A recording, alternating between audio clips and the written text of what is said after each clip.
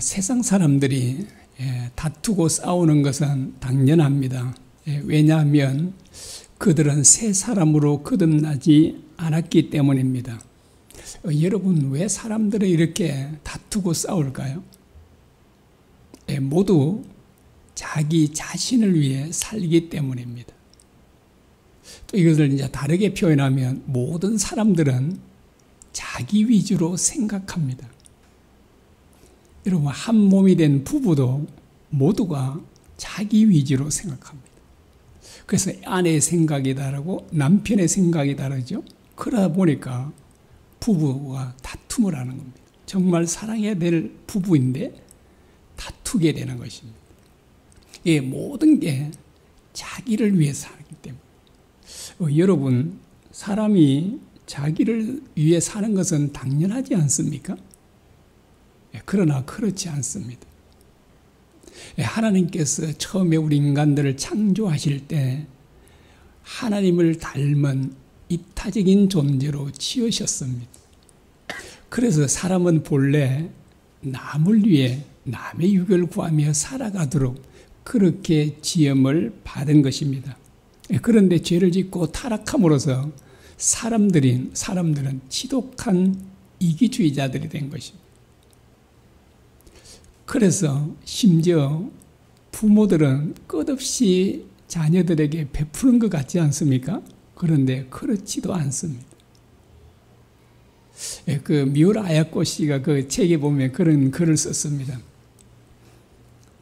여러분, 아이들이 귀한 도자기를 깨트렸습니다. 그럼 어떻게 할까요? 엄마가 막 혼을 내줍니다. 어떻게 눈이 없냐, 어떻게 없냐, 막 이렇게 막 꾸중도 하고 그러잖아요. 근데 본인이 깼을 때는 어떻게 할까요? 어떻게 하죠? 다 이유가 있어요, 그냥. 내가 뭐 이렇게 청소하다가 다 이유가 있잖아요. 그래서 자기 대해서는 굉장히 관대합니다. 여러분, 누가 실수를 많이 할 수 있을까요? 당연히 어린 아이들이잖아요. 그런데도 자기 아이인데도 불구하고 그를 막 꾸중을 하는 겁니다. 그럴 수 있잖아요, 아이들이. 자기는 여러 가지 이유가 있어요. 내가 깬 이유가 있잖아요. 물론 아깝기는 하지만, 그래서 남편이 막 뭐라 하면 내가 깨고자 깼냐 뭐 이랬었잖아요. 그래서 이걸 보면 그 자녀들에게도 무한한 사랑을 베푸는 것 같지만 그는 실제로 그렇지 않습니다. 사람은 지독한 이기주의자가 된 것입니다.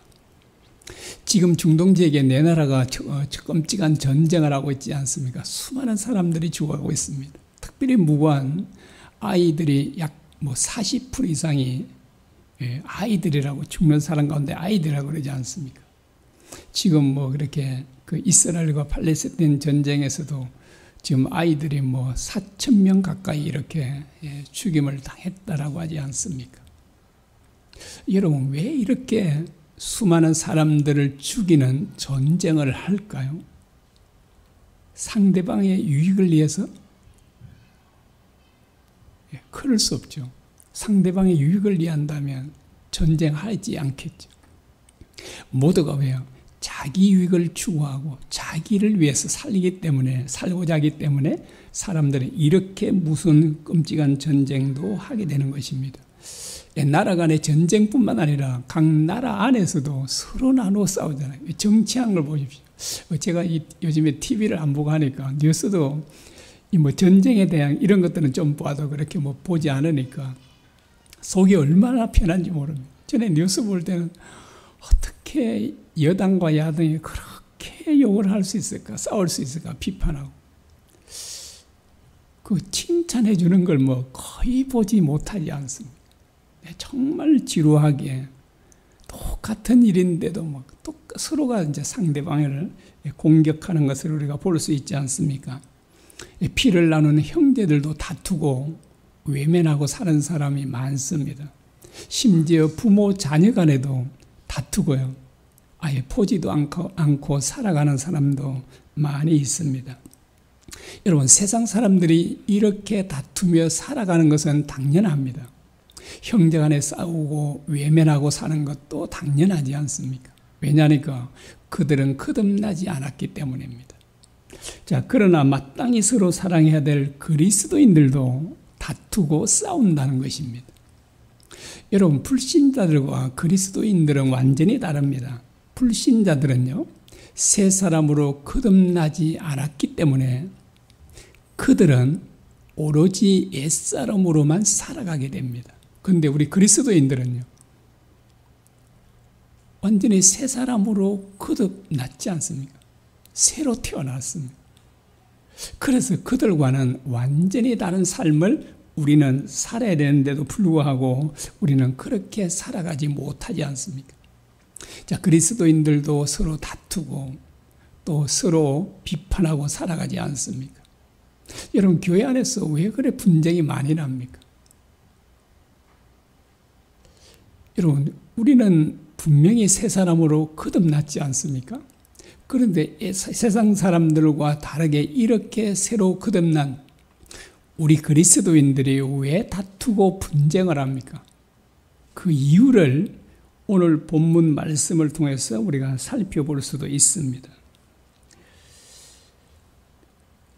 주님께서 이제 이렇게 말씀을 하셨는데요. 요한복음 13장 34절입니다. 새 계명을 너희에게 주노니 서로 사랑하라. 내가 너희를 사랑한 같이 서로 사랑하라. 라고 그렇게 말씀하셨습니다. 주님께서 우리에게 형제를 어떻게 사랑하라 하셨냐 하니까요. 내가 너희를 사랑한 것처럼 이렇게 말씀하십니다. 주님은 우리를 어떻게 사랑하셨죠? 목숨을 다해 사랑하셨지 않습니까? 그런데 우리에게도 그렇게 사랑하라고 하셨습니다. 자, 이것이 우리 그리스도인들이 마땅히 살아야 할 삶입니다. 그리고 고린도전서 10장 24절입니다. 누구든지 자기 유익을 구하지 말고 남의 유익을 구하라 라고 합니다. 자기 유익이 아니라 남의 유익을 구하는 것이 우리 그리스도인의 삶이다라고 하는 것입니다. 자, 그런데 이렇게 살지 않잖아요. 여러분, 많은 그리스도인들이 조금 전에 제가 읽어드린 주님의 그 말씀대로 살지 않습니다. 서로 사랑하라고 했는데 서로 사랑하기는커녕 서로 다투고 싸웁니다. 그래, 그 이유를 바로 오늘 본문에서 찾을 수 있는데 14절을 보겠습니다. 그리스도의 사랑이 우리를 강건하시는도다. 우리가 생각하건대 한 사람이 모든 사람을 대신하여 죽었은즉 모든 사람이 죽은 것이라 라고 합니다. 자, 한 사람은 예수님이시죠. 예수님께서 어떻게 했다고요? 모든 사람을 위해서 죽으셨다고 합니다. 그러므로 모든 사람들이 죽었다라고 그렇게 말합니다. 그러면 여기 모든 사람들 가운데 우리가 포함이 될까요? 안 될까요? 당연히 되는 거잖아요. 그래서 예수님은 우리를 위해서 대신 죽으셨다라고 그렇게 말합니다. 자, 14절 하반절을 한번 다시 보겠습니다. 한 사람이, 예수님이죠, 모든 사람을 대신하여 죽었은즉 모든 사람이 죽은 것이라. 이게 모든 사람 가운데는 바로 우리 자신들이 포함되어 있습니다. 우리도 뭐 했다고요? 예수님과 함께 죽었다라고 이렇게 말합니다. 자, 이 말씀을 그대로 믿고 받아들이는 것이 대단히 중요합니다. 왜냐하면 이 말씀이 믿어지지 않으면, 내가 주님과 함께 죽었다는 것이 믿어지지 않으면 주님 말씀대로 형제를 사랑할 수 없기 때문에 그렇습니다. 여러분, 이 말씀이 믿어지지 않으면 우리가 1000번을 죽었다 깨어나도 주님 말씀대로 살 수가 없습니다. 여러분, 왜 목사님들과 장로님들이 그렇게 다투고 싸웁니까? 왜 그렇게 하죠? 정말 목사님과 장로님들은 정말 사랑해야 될 분들이잖아요. 교회 특별히 지도자들이니까요. 왜 그리스도인들은 주님 말씀대로 형제를 사랑하지 않을까요? 그 이유가 바로 14절 본문을 통해서 알 수 있습니다. 왜 그렇죠? 그리스도인들이 죽지 않아서 그렇습니다. 여러분, 내가 죽지 않고 살아있는데 어찌 다투지 않겠습니까? 여러분, 내가 죽지 않았는데 어떻게 서대반처럼 원수까지도 사랑할 수 있겠습니까? 여러분, 내가 죽지 않으면 절대로 예수님 말씀대로 살 수가 없습니다. 자, 왜 그러냐면 내가 살아있으면요, 내가 죽지 않고 살아있으면 주님께서 우리 안에서 역사하실 수가 없습니다. 내가 죽어야 주님께서 우리 안에서 역사하실 수 있습니다. 자, 이런 공식을 세울 수 있습니다. 내가 살면 주님이 죽고요, 내가 죽으면 주님이 산다라고 공식을 세울 수 있습니다. 자, 주님과 함께 다시 살아나려면 어떻게 해야 되는가? 여러분, 우리가 주님과 함께 새 사람으로 다시 살아나려면 어떻게 해야 되죠? 여러분, 반드시 죽어야 합니다. 반드시. 여러분, 죽지 않고는 살아날 길이 없습니다. 이 말씀을 제가 이 며칠 전에 읽고 제가 참 큰 감동을 받았습니다. 이런 성경 구절이 있더라고요. 반드시 죽어야 산다는 이 말씀이 물론 여러 군데 찾을 수 있지만 특별히 고린도 전서 15장 35절과 36절입니다. 여기에 보면 참 놀라운 진리를 말씀합니다. 제가 읽어드리겠습니다. 누가 묻기를 죽은 자들이 어떻게 다시 살아나며 어떠한 몸으로 오느냐 하리니, 어리석은 자여, 내가 뿌리는 씨가 죽지 않으면 살아나지 못하겠고. 자, 내가 뿌리는 씨가 죽지 않으면 어떻게 한다고요? 살아나지 못하겠고 라고 하는 이 말씀을 읽고 제가 참 큰 감동을 받았습니다. 반드시 죽어야만 살아날 수 있구나라고 하는 것입니다. 그래서 이제 이 말씀을 보고 정말 그렇구나. 사람이든 어떤 씨앗이든 반드시 죽어야만 살아날 수 있다는 것. 이게 이제 성경의 가르침이에요. 그런데 주님께서도 이런 말씀을 참 많이 하셨습니다. 요한복음 12장 24절입니다. 내가 진실로 진실로 너희에게 이르노니 하늘의 밀이 땅에 떨어져 죽지 아니하면 하늘 그대로 있고 죽으면 많은 열매를 맺느니라 라고 말씀하십니다. 저는 이 말씀을 실제로 시골에서 목격을 했습니다. 아마 시골에 안 사신 분들은 잘 모를 거예요. 이 보리 씨앗들을 심어 놓으면요, 깊이 묻힌 씨앗은 죽지 않아요. 그러면 그는 싹이 나지 않습니다. 그런데 이제 보리 씨앗을 심어 놓으면 이제 좀 적당하게 심어 놓으면 그 보리가 썩잖아요. 물론 어떤 것들은 이제 껍질은 좀 남아 있는 게 있더라고. 벼 같은 거 보니까요. 그런데 썩으면 거기서 싹이 나고 자라서 많은 열매를 맺게 됩니다. 그런데 깊이 만약에 묻힌 그 씨앗은 죽지 않잖아요.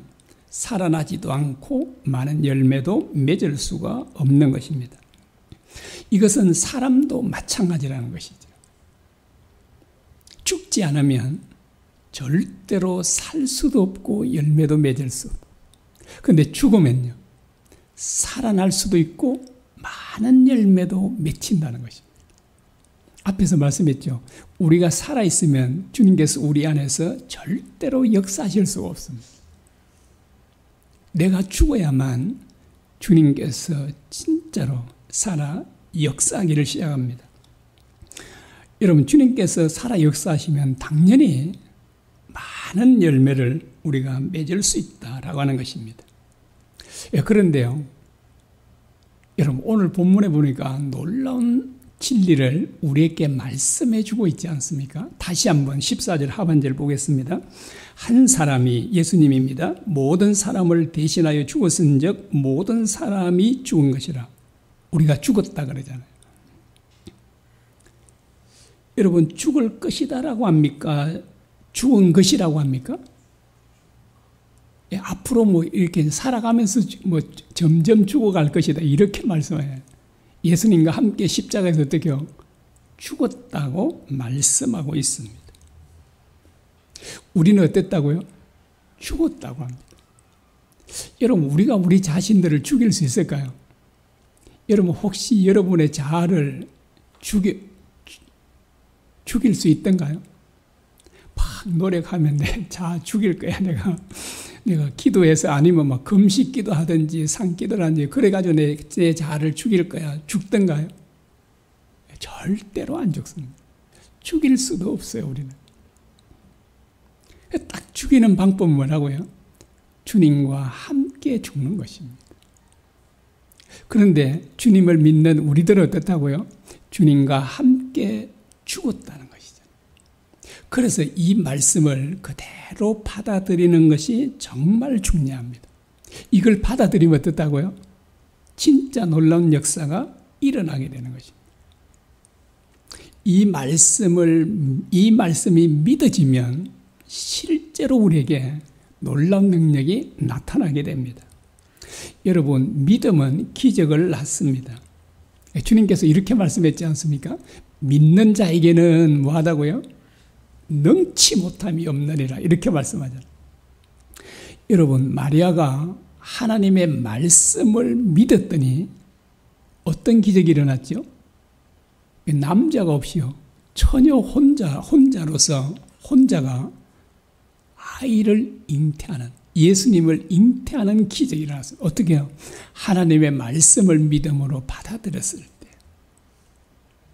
여러분, 하나님의 말씀, 자, 여기 이제 주님께서 주님과 우리 함께 죽었다는 이 말씀을 그대로 믿음으로 받아들이면 진짜 우리는 죽습니다. 죽게 돼요. 그리고 예수님이 살아서 우리 안에서 놀랍게 역사하신다는 사실입니다. 자, 주님께서 왜 우리를 대신해서 죽으셨는가를 15절에 말씀합니다. 읽어드리겠습니다. 그가 모든 사람을 대신하여 죽으심은 살아있는 자들로 하여금 다시는 그들을 자신을 위하여 살지 않고 오직 그들을 대신하여 죽었다가 다시 살아나신 이를 살게 하려 함이라 라고 합니다. 주님께서 우리를 대신해서 죽으신 목적이 두 가지라 그러죠. 첫 번째는요, 다시는 우리 자신들을 위해 살지 않도록 하기 위해서. 두 번째는요, 주님을 위해서 살도록 하기 위해서다라고 이렇게 말하고 있습니다. 여러분, 여기 보시면 정말 놀라운 말씀이 있습니다. 발견하셨습니까? 여러분 보십시오. 자, 이 15절 말씀에서요, 주님께서 우리로 하여금 우리 자신들을 위해 살지 않도록 하기 위해서 죽기까지 하셨다는 사실입니다. 앞에서 제가 말씀드렸습니다. 우리 자신들을 위해 사는 게 당연하잖아요. 그리고 대부분의 사람들은 자기 자신을 위해 사는 것을 심각하게 생각하지 않습니다. 여러분은 여러분 자신을 위해 사는 삶을 정말 심각하게 생각합니까? 곰곰이 자신에게 질문해 보세요. 별로 안 그렇잖아요. 저만 그런가요? 여러분, 자기 자신을 위해 사는 삶을 사람들이, 특별히 그리스도인들이, 심지어 목회자들도 심각하게 생각하지 않습니다. 그런데 얼마나 이게 문제가 심각하면 주님께서 죽으셔야 했겠습니까? 주님께서 죽으실 정도로 심각하다는 거예요. 왜요? 왜 자기 자신을 위해서 사는 게 그처럼 심각할까요? 자기 자신을 위해 살면 반드시 영원히 멸망하기 때문에 그렇습니다. 여러분, 어떤 누구든 자기 자신을 위해서 살면 반드시 영원히 망할 수밖에 없다는 것입니다.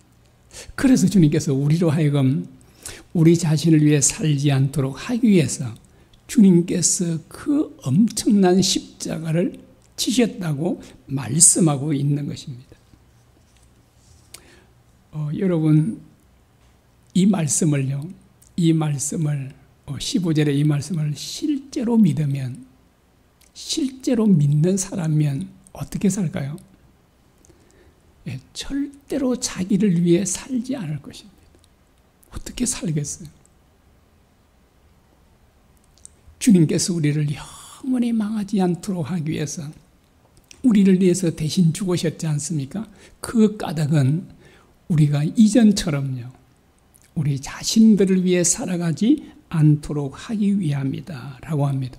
자, 그러면 도대체 누구를 위해 살아야 됩니까? 우리 자신들을 위해 살지 않으면 어떻게 살아야 되죠? 어떻게 우리가 이제 살아야 됩니까? 바로 가르쳐 주잖아요. 주님을 위해서입니다. 주님을 위해서 살아야 한다라고 그렇게 말하고 있죠. 자, 왜 주님을 위해 살아야 되죠? 주님을 위한 삶만이 영원히 살 수 있기 때문에 그렇습니다. 그러면 또 질문해 봐야 되지 않습니까? 그러면 주님을 위한 삶이란 어떤 삶인가 하는 거잖아요. 주님을 위한 삶이 영원히 살 수 있는 비결인데, 그러면 주님을 위한 삶이란 어떤 삶을 말하고 있는가라고 하는 것입니다. 여러분, 어떤 삶이 주님을 위한 삶일까요? 제가 앞에서 요즘에도 계속 이걸 말해왔습니다. 어떤 삶이죠? 남의 유익을 구하는 삶입니다. 주님께서 마태복음 25장에서요, 가난한 자들에게 사랑과 자비를 베푸는 것을 곧 자기의 하게 한 것으로 간주하였습니다. 내게 한 것이다. 그래서 남의 유익을 구한 사람들은 어디로 가고요? 영생에 들어가고, 그리고 자기 유익만 추구하고 구하며 살았던 사람들은 영벌에 들어갈 것이다. 마태복음 25장 집에 가서 한번 꼭 찾아보십시오. 진짜 그대로 나오는 겁니다. 여러분, 우리가 주님께서 오로지 주님 자신의 유익을 위해서 나를 위해 살아야 된다라고 하지 않으신 겁니다. 왜 그렇게 주님을 위해 살려고 하시죠? 우리를 살리기 위함이에요. 우리를 살리기 위해서, 우리를 영원히 살리기 위해서 주님께서 나를 위해 살아야 된다라고 말씀하신 것입니다. 하나님의 나라는요, 하나님의 나라는 오직 하나님을 닮은 사랑의 사람만 들어갈 수 있습니다. 여러분, 하나님 나라는 어떤 사람만 들어간다고요? 하나님을 닮은 사랑의 사람만 들어간다라고 합니다. 그런데 참 문제가 생겼죠. 타락한 우리에게는 사랑이 없는데 그러면 어떻게 합니까? 자, 이런 우리가 어떻게 사랑의 사람이 될 수 있습니까? 이건 아주 쉬워요. 여러분들은 이미 하셨습니다. 진짜 했다고요? 네. 주님을 우리의 주인으로 모시기만 하면 되는 겁니다. 그런데 이제 주님을 우리의 참 주인으로 모시기 위해서는, 우리 앞에 말씀에 하면 어떻게 해야 된다고요? 자, 우리가 이제 앞에 들은 말씀들 비춰보면 주님을 우리 중심에 우리의 참 주인으로 모시려면 전제할 게 뭐라고? 반드시 뭘 해야 된다고요? 우리가 반드시 죽어야 된다. 이것을 다르게 표현하면 어떻게 표현할 수 있냐니까, 내가 주인 자리에서 내려오는 것입니다. 내가 내려오는 것. 이걸 뭐라고요? 죽는다라고 합니다. 그리고 거기에다가 주님을 모시는 겁니다. 그래서 내가 왜 죽어야 되는지를 보여주냐면, 주님이 주인이 되셔서 내 모든 인생을, 내 삶을 좌지우지하실 수 있도록. 여러분, 내가 내 삶을 좌지우지하면요, 우리에게는 아무런 능력이 없잖아요. 여러분, 혹시 감기라도 고칠 수 있습니까? 감기도 고칠 수 없잖아요. 죽음의 문제는 더더욱 우리가 해결할 수 없지 않습니까? 그런데 주님은요, 죽은 자도 살려내시지 않습니다. 본인도 죽음에서 살아나시고. 그래서 주님이 주인이 되시면 그분은 전능하신 하나님이시기 때문에 못할 일이 없으시잖아요. 그런 이런 주님을 우리의 참 주인으로 모시지 않고 정말 무능력한 우리 자신들이 뭘 안다고요? 뭘 할 수 있다고? 우리가 주인 돼서 진짜 이렇게 살아가고 있지 않습니까? 예, 그래서 우리가 주님을 우리의 주인으로 모시려면 우리가 마음의 왕자에 앉아있는 우리 자신들이 내려오고 그 자리에 주님을 모시는 것입니다. 그러면 우리는 정말 스데반처럼 원수까지도 사랑할 수 있는 사람이 될 수 있습니다. 오늘 본문에는 정말 놀라운 사실을 우리에게 가르쳐주고 있지 않습니까? 우리는 이미 어땠다고요? 죽었다라고 말씀하고 있습니다. 그래서 이 말씀을 받아들이기만 하면 우리에게 놀라운 역사가 일어난다고 했습니다. 여러분, 어떤 역사가 일어날까요? 뭐 여러 가지 있지만 이 말씀이 그대로 믿어지고 우리가 주님과 함께 죽었다라고 하고 우리가 주인 자리에서 내가 주님을 주인으로 모시면 어떤 역사들이 일어나냐 하면요. 뭐 여러 가지 있지만 첫 번째로는 주님의 말씀대로 살기가 너무나 쉬워진다는 사실. 여러분, 주님 말씀대로 살기가 어렵나요? 쉬우나요? 여기에 대답에 따라서 여러분들이 주인으로 모셨는가 안 모셨는가 있습니다. 제가 요즘에 종종 말씀드리죠. 저는 주님 말씀대로 살기가 그렇게 많이 어렵지는 않은 것 같습니다. 여러분은 어려우시나요? 예. 그러면 주님을 여러분 삶 중심에 모시고 있잖아요. 지난번에 제가 그런 말씀을 드렸습니다. 우리가 어떤 삶을 살고 있는지는 뭘 보면 안다고요? 어떤 삶을 살고 있는지 뭘 보면 아냐니까, 물론 뭐 지갑을 봐도 알기도 하지만 가장 중요한 것은요, 우리가 무엇을 많이 생각하느냐에 따라서 그게 달려 있습니다. 여러분, 내가 돈을 많이 생각한다, 막 계속 그걸 생각한다면 그 사람은 돈 위주로 사는 겁니다. 그런데 주님을 많이 생각한다면 뭐예요? 주님 중심의 삶을 살고 있다라고 해요. 지난번에 제가 말씀드렸죠. 우리 지금 이제 또 손자들이 요 근래 2명이나 태어났습니다. 캐나다에서도 태어났거든요. 그리고 이제 한데 할아버지 할머니에게 손자가 최고라 그러지 않습니까? 물론 저도 정말 보고 싶고 그렇죠. 그런데도 제가 하루 종일 제 생각을 점검해 보면 우리 그 예쁜 손자들이 아니라 주님인 것을 제가 보게 되더라고요. 주님을 내가 참 많이 생각하는구나. 그래서 이게 이제 삶이 되어 그런지 모르지만 주님 말씀대로 사는 게 어렵지 않은 겁니다. 주님께서 내 형제를 내가 너희를 사랑한 것처럼 사랑하라, 이 말씀을 지킬 수 있겠다라고 하는 생각이 드니까요. 그래서 정말 주님이 우리 안에 중심에 계셔서 우리의 삶을 다스리면 우리가 주님 말씀대로 사는 것은 정말 쉬워집니다. 형제를 사랑하는 것, 정말 도무지 사랑할 수 없는 사람을 사랑하는 것도 어렵지 않습니다. 주님이 내 중심에 계시기만 하면 얼마든지 그런 삶을 살아갈 수 있습니다. 그런데 이제 여러분, 문제가 있죠. 어떤 문제가 있을까요? 오늘 본문 14절 말씀, 15절 말씀이 실제로 믿어지지 않는다는 데 있습니다. 이게 믿어지면 진짜 주님이 내 모든 삶의 주인이 되고 나는 죽고 이렇게 할 텐데, 이 말씀이 믿어지지 않으니까요, 여전히 내가 펄펄 살아있잖아요. 그래서 무슨 소리만 들어도 난리를 피우고 그냥 분노하고 그냥 그렇게 하지 않습니까? 그래서 이게 믿어져야만 되잖아요. 그런데 여러분, 이 말씀을 믿으십시오. 제가 이제 그렇게 말하면 여러분은 뭐라고 할까요? 아이, 목사님, 믿어져야 믿지. 어떻게 안 믿어지는데 믿을 수 있습니까? 이렇게 말할 수 있잖아요. 안 믿어지는데. 여러분, 제일 고민이시죠. 그런데 주님은 우리 이런 고민을 아십니다.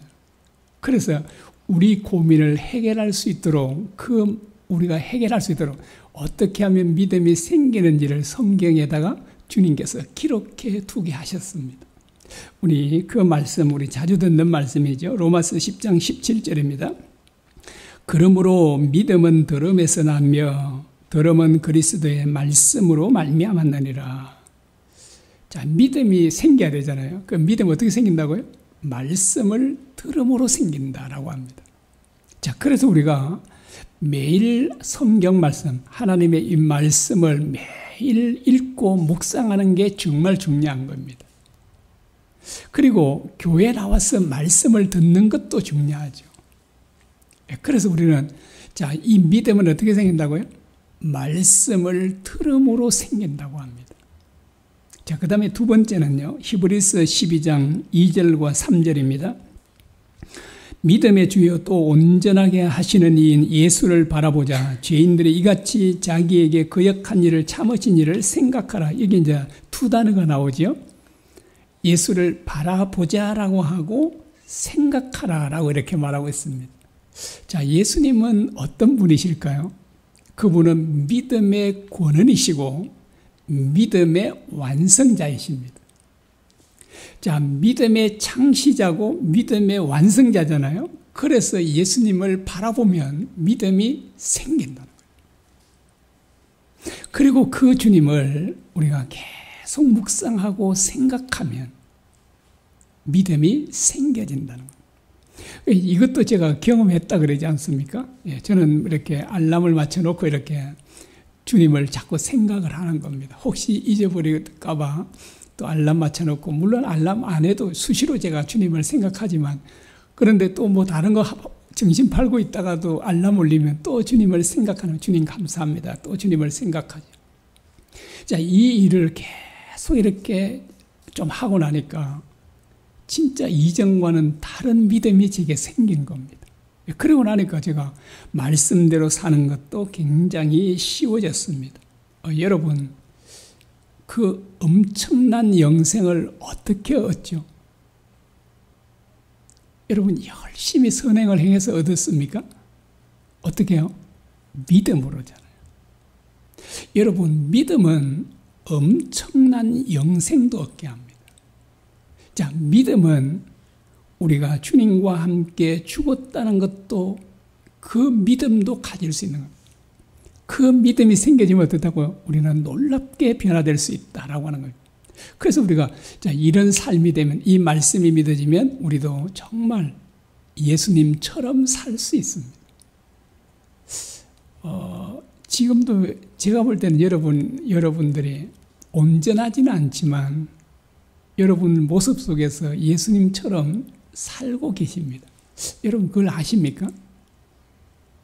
아이고, 내가 예수님처럼 산다고요? 예, 살고 계십니다. 아이, 목사님 거짓말하지 마세요. 우리가 뭘 산다고. 목사님은 그렇게 살지 모르지만 우리는 못 살아요. 안 그래요. 여러분이 그렇게 살고 계십니다. 저는 그 모습들을 많이 보거든요. 자, 그래서 여러분이 희망을 가지십시오. 살고 계시고 충분히 그렇게 사실 수 있으십니다. 여러분 기분 좋으시죠? 예, 정말 그래요. 제가 그냥 밥 잘 먹고 왜 빈말을 하겠습니까? 예, 그러잖아요. 예, 정말 그러세요.